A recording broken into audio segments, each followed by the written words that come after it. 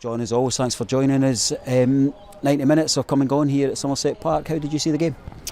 A difficult game. I didn't think there was that much in it at the start. I thought we could have started the game better. We had the wind, a bit more intensity to the game.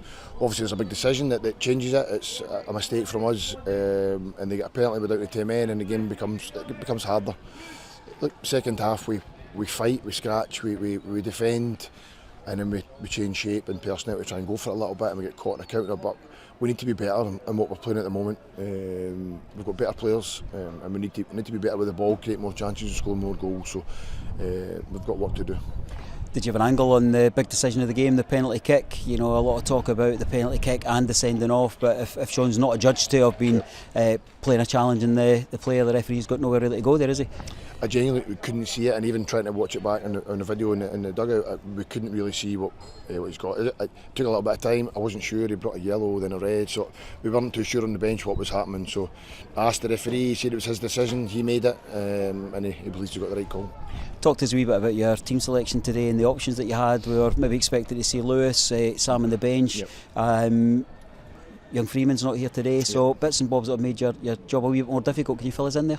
Yeah, look, it's injuries. Look, Lewis has been great. He's trained for a couple of weeks. The very last kick of the ball yesterday in training, he just felt a little tweak on his thigh. So he did a little bit of fitness test this morning. It just wasn't right, and we can't gamble on that. Sam's exact same. He didn't train yesterday or Thursday, late Thursday. He hurt his groin a little bit. Did a fitness test this morning. Was okay. Wasn't great. We thought we'd name on the bench, come and warm up and see what he does, but as soon as he starts warming up here and doing his work, he was already named on the bench at that point, but he wasn't fit to go on. So and Kieran's got a little problem with his sole of his foot that is taking a little bit longer to heal than we would like. So little niggles are not helping us, but no excuse. The players that we had out on the pitch can be better than what they're showing at the moment. You went to the bench where you could, and we got our first sight young Jameson coming on. What was his contribution like? Look, tidy. I think he'll be a good player for us. I think if we get him in the right areas, he'll score goals and create chances. So not played a huge amount. So fitness we can build up, but I thought he looked little good touches. Again, it was difficult to get him in and around the box. I think if we can do that, I think he'll score goals for us. We come here to a notoriously difficult place anyway, to a team that are flying with 4 wins on the bounce now, taking into account our own game. Do you see anything in terms of the gap between the team beyond the points that gives you any concern, or you think you've got quality enough to bridge that gap across a season, keeping in mind we're just in August? Yeah. No, I think we've got a squad and team good enough to win the league. That's why we're here. Ayr have had a good start this season, as have other clubs, but obviously we've been a little bit indifferent in how we've been, and we can play a lot better, and I think once we do, we'll start picking up more points and winning more games. So fully believe in the squad that we've got.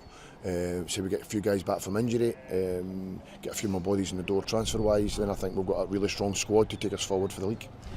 We push and push despite the one-man deficit there, trying to pick a United's pocket at the end there, and we're caught with a classic sucker punch. What would you view of that? I thought Callum was actually pushed at or pulled back at the edge of the box, but I think he's saying he just slipped. So look, we're going for it at that point. We're trying to get something. We're putting balls in the box with long throws and try to put our centre backs up. So disappointing to get caught in the counter, but we've got to try and have a go at that point to try and get something back in the game.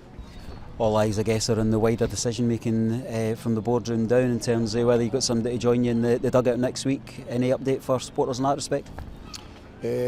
Not yet, in terms of a man coming in. Hopefully we're getting closer.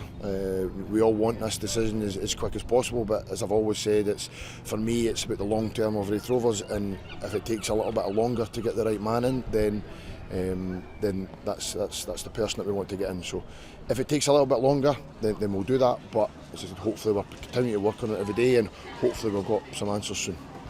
I know you as an incredibly positive person, but you're also a football realist. Yep. What's your message to Raith Rovers fans who might be speaking of reaching over and thinking is it time to press that panic button? There's no panic. Look, we make decisions at football clubs that we think is the best decision for the club. Look, it's been a tough start to the season. We all understand that. But what we've got in terms of the squad and the players, we've got a good team that I think will be at the top end of the league. So I'm sure the fans will stick with us. They'll support us like they always do. As I said, hopefully we can start winning some games of football quite soon. Thanks, Sean. Cheers, thank you.